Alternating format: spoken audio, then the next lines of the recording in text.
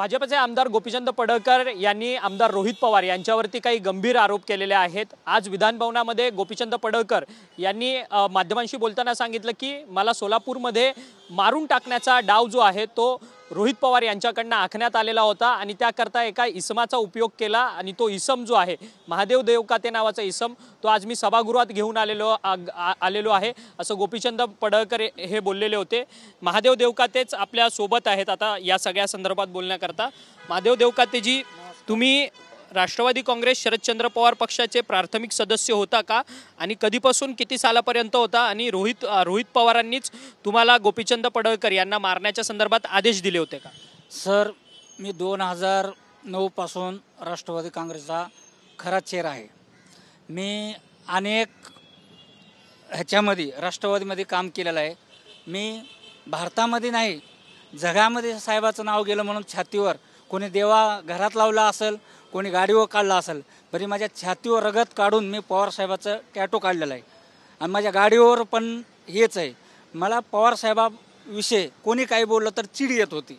तर ह्या गोष्टीला कुठंची रोहित दादांनी माझ्या संग गदारकी केली।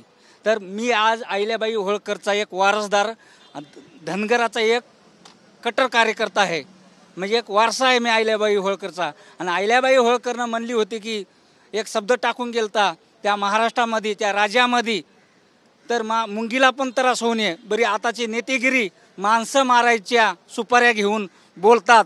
आणि साहेब 2021ला अहिल्याबाई होळकरची जयंती होती, ह्या दिवशी माझ्याकडे रेकॉर्ड आहे, तुम्हाला पाहिजे तर तुम्ही रेकॉर्डिंग ऐकू शकता। मी ऐकू नाही, मला उद्या तुमच्या चॅनलवर रोहित दादा काय बोलतात रेकॉर्ड आहे का नाही, मी बोललोय का नाही, काय केलं का नाही, तर मग मी तुम्हाला लेवल पण मी तुम्हाला माझा डाटा देतो। आणि खोटा गोपीचंद पडळकर हे म्हटले की सोलापूरमध्ये ज्यावेळेस त्यांच्या गाडींवर हल्ला झालेला होता त्यावेळेस तो हल्ला जो आहे तो रोहित पवारांनी घडवून आणला, त्यासाठी तुमचा उपयोग केला असं त्यांचं म्हणणं होतं। तर ही गोष्ट वस्तुस्थिती खरी आहे की खोटी आहे? काही साहेब, खोटी असली तर विधान भवनाच्या पुढेच मी आत्मदहन करतो, खोटी असली तर। आज माझ्या संग एवढा छेड झाला त्या पक्षामध्ये, आज माझ्या एक जातीचा माणूस आज देवाभाऊ संघ राज्यामध्ये गाजवतो, ह्याच माणसाची मला सुपारी देत असलं तर मला अहिल्याबाई होळकरचं नाव सांगून मला महाराष्ट्रात कसं जगू? मला काय करायचं आहे? हा महाराष्ट्रामध्ये माझ्याच माणसावर माझ्याच जातीवर तुम्ही हल्ल्याचा घात करीत असला तर हे महाराष्ट्राला शिवाजी महाराजाच्या महाराष्ट्रामध्ये ही सोलापूरमध्ये ज्यावेळेस त्यांच्या गाडीवरती हल्ला झाला त्यावेळेसची तारीख कोणती होती, तो वर्ष कोणतं होतं, या संदर्भातली माहिती आहे का? तुम्ही फक्त असेच मोघम आरोप करतायत रोहित पवारांवर? मी मोहगर नाही, मी अहिल्याबाई होळकरची जयंती आहे त्या दिवशीचा माझ्याकडं रोहितदादाचं माझं मोबाईलवर बोलणं झालेलं आहे, हे माझ्याकडं क्लिप आहे अहिल्याबाई होळकरचं।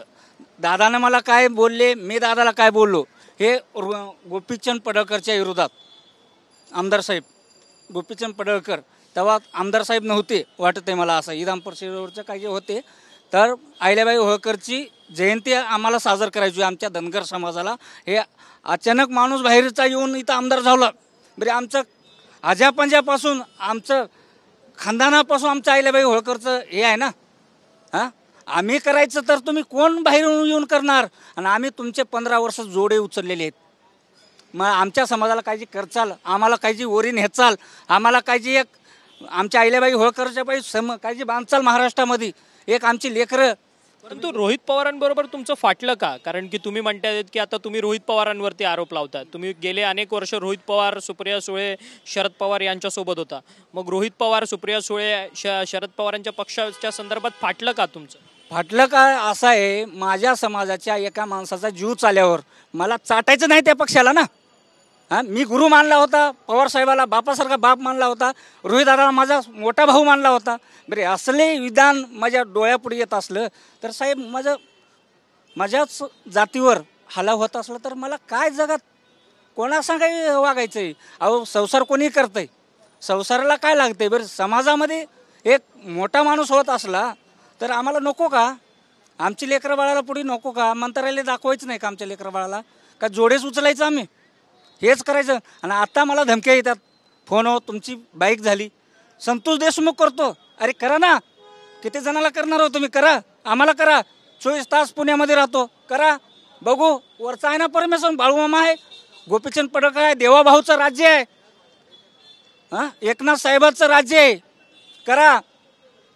तुम्ही आम्हाला जातीपायी तुम्ही माणसं मारित असला तर बिंदास मारा, आम्ही काही नाही, तुम्हाला आम्ही बोट लावणार नाही. पण ते तुमच्याकडे पुरावे सादर कधी करणार? तुम्ही म्हणतायत माझ्याकडे पुरावे आहेत रोहित पवारांच्या विरोधात, ते सादर कधी करणार? का फक्त असंच तोंडी उत्तर रोहित पवारांना तुम्ही देताय? तोंडी उचल नाही. रोहित दादानी तुमच्या ह्याच्यावर बोलले तर ते खोटी असेल, ते काही नाही, मला या माणसाची ओळख नाही म्हणलं तर तुमच्या चॅनलला मी फोन लावून तुम्हाला हे देणार, पुरावे देणार माझे. माझं खोटं असलं तर माझ्या गुन्हा दाखल करा, मी शिक्षा भोगायला तयार आहे, समाजापायी आहे.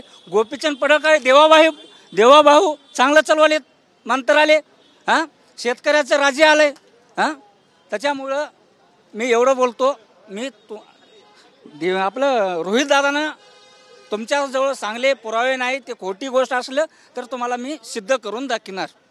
धन्यवाद तुम्ही आमच्याशी बोलल्याबद्दल. महादेव देवकाते नावाचे हे इसम आहेत जे आज विधान भवनामध्ये गोपीचंद पडळकर यांच्यासोबत आलेले होते. गोपीचंद पडळकर भाजपचे आमदार आहेत. त्यांनी रोहित पवारांवरती गंभीर आरोप केला की अहिल्याबाईंची जयंती असताना सोलापूरमध्ये माझ्या गाडीवरती जो हल्ला झाला तर तो हल्ला घडवून आणण्याच्या संदर्भात देवकातेंना रोहित पवारांनी संपर्क साधलेला होता, अशा संदर्भातची माहिती जी आहे ती गोपीचंद पडळकर यांनी विधान भवनामध्ये माध्यमांशी बोलताना केली. महादेव देवकाते यांचं म्हणणं आहे की माझ्याकडे सगळे पुरावे आहेत, मी जे आता आरोप लावतोय त्या आरोपांवर जर रोहित पवार यांनी प्रश्न उपस्थित केला तर माझ्याकडचे पुरावे जे आहेत ते मी माध्यमांना देईन, असं रोखठोक मत जे आहे ते महादेव देवकाते यांनी आपल्याशी बोलताना व्यक्त केले. व्हिडिओ जर्नलिस्ट रोशन गायकवाडसह अक्षय मंकणी, TVN मराठी, मुंबई.